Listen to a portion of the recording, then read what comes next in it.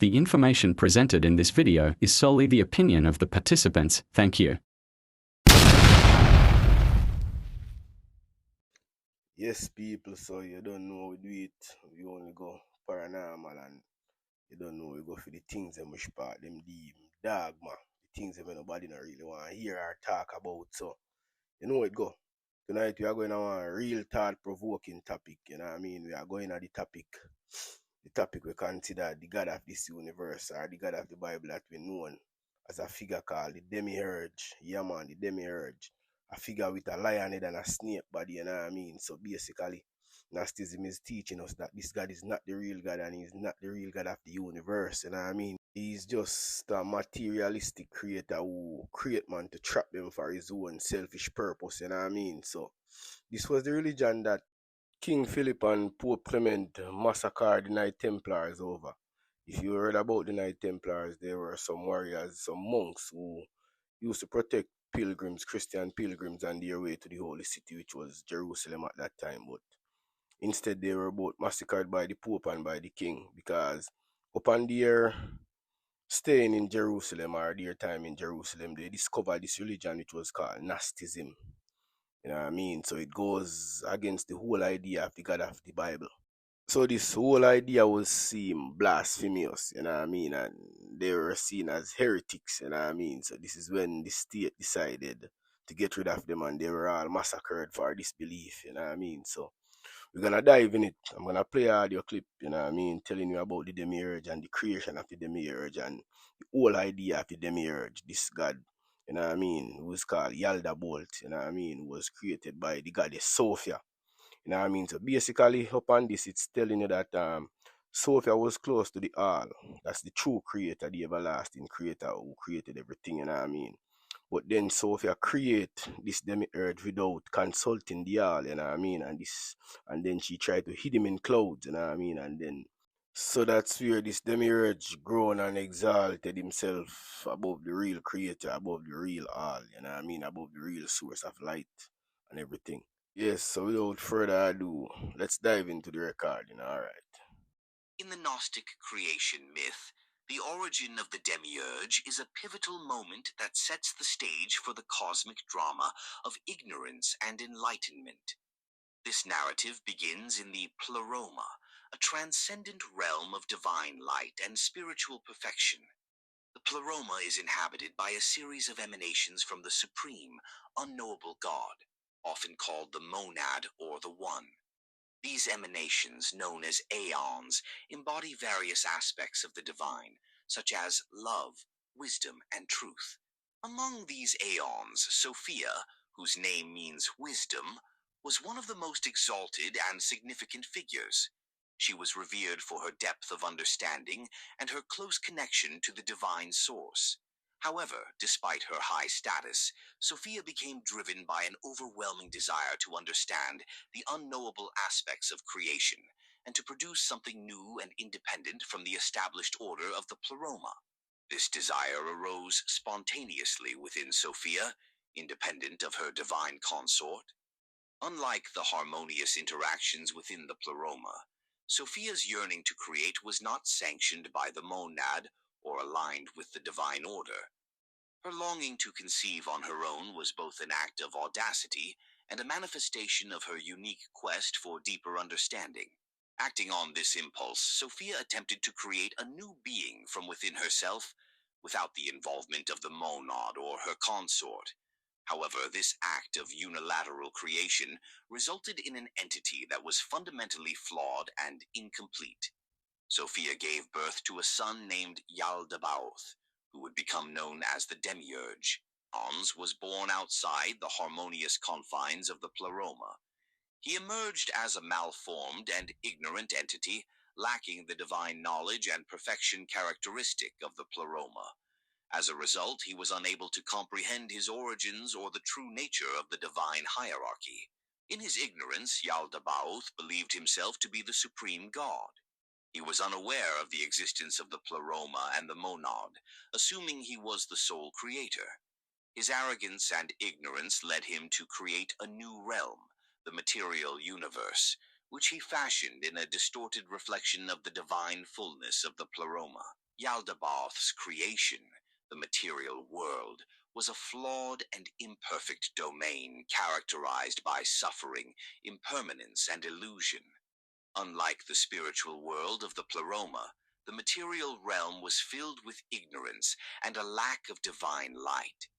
Yaldabaoth populated this realm with a host of subordinate entities known as archons, who helped him maintain control over the physical universe. Realizing the consequences of her actions, Sophia was filled with remorse for her creation's imperfection and the suffering it caused. She sought to rectify her mistake by descending into the material realm.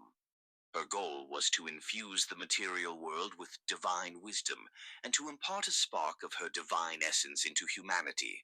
This divine spark, a fragment of Sophia's own being, resides within each human soul. It represents the potential for awakening and spiritual enlightenment, a key tenet of Gnostic belief. The presence of this divine spark in humanity is seen as a beacon guiding souls back to the Pleroma and the realization of their true nature. In Gnostic cosmology, the demiurge serves as a symbol of ignorance and the false god of the material world. Unlike the benevolent monad, the demiurge is portrayed as a blind and arrogant creator who is unaware of the true divine realm. His flawed creation of the material universe is seen as a prison for the divine spark within humanity. The demiurge's ignorance and arrogance are central themes in Gnostic teachings. He represents the false reality that entraps souls, preventing them from realizing their true spiritual potential. Gnostics believe that salvation lies in awakening to this reality, transcending the material world, and returning to the Pleroma through gnosis, or spiritual knowledge. The Gnostic path to enlightenment involves recognizing the illusory nature of the material world, created by the demiurge, and reclaiming one's divine heritage. Through inner awakening and self-discovery, individuals can transcend the confines of the material realm and reunite with the divine fullness of the Pleroma. In this cosmic drama, Sophia plays a crucial role as both a tragic figure and a savior. Her story is an allegory for the human quest for wisdom and the journey towards spiritual liberation. Her actions serve as a reminder of the potential for redemption and the power of divine wisdom to illuminate the path back to the true source. So now you have it. This is one of the main reasons why they claim this world is full of suffering and so much evil. Because the God of the Bible, or the God who we think is God, is not the real God. That's why in St. Matthew, Jesus said to the Pharisees, "You are of your father, which is the devil."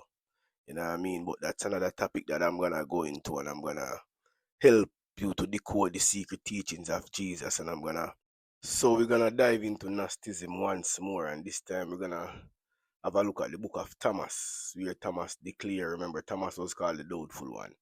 But in this Gnosticism teaching, in this Gnostic teaching, Thomas is telling you about the secret parables of Jesus and what Jesus' teachings meant. You know what I mean? Very interesting book, very interesting information, you know what I mean, which I would like to share to my viewers, you know what I mean, and also other members of the public, yeah?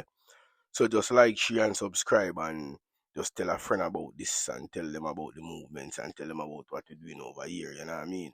And remember, if you have a paranormal story, you can also call in and share, you know what I mean? And we have people here who can tell you what's going on and try to assist you in any way they can as well.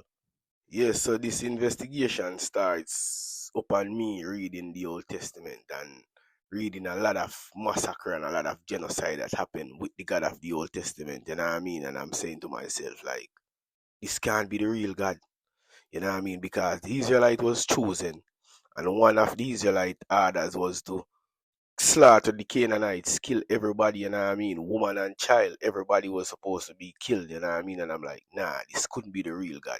Because why would the real God create everybody and then select a handful and call them his people and having them killing and slaughtering all other nations? That makes no sense.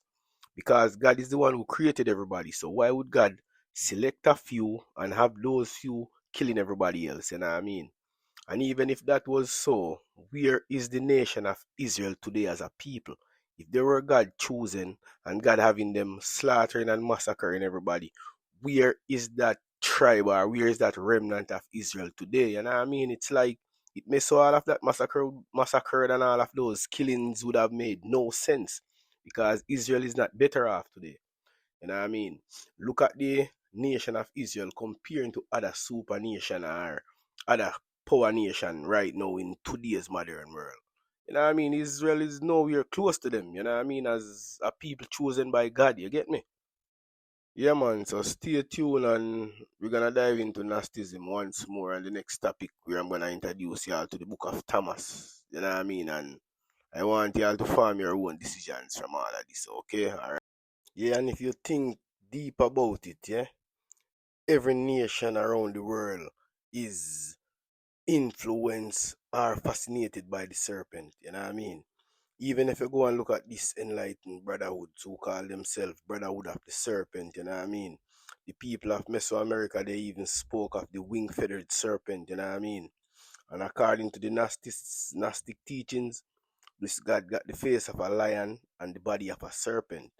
And the serpent has played a very crucial role in our existence. And I mean, every nation around the world has a story or is fascinated by the serpent. You know what I mean? So these are things that we need to look into, you know what I mean, and understand, and then we'll realize the truth and know what's going on, you know what I mean? So, yeah, man, thanks for listening to another episode, all right? And we'll be back again, okay?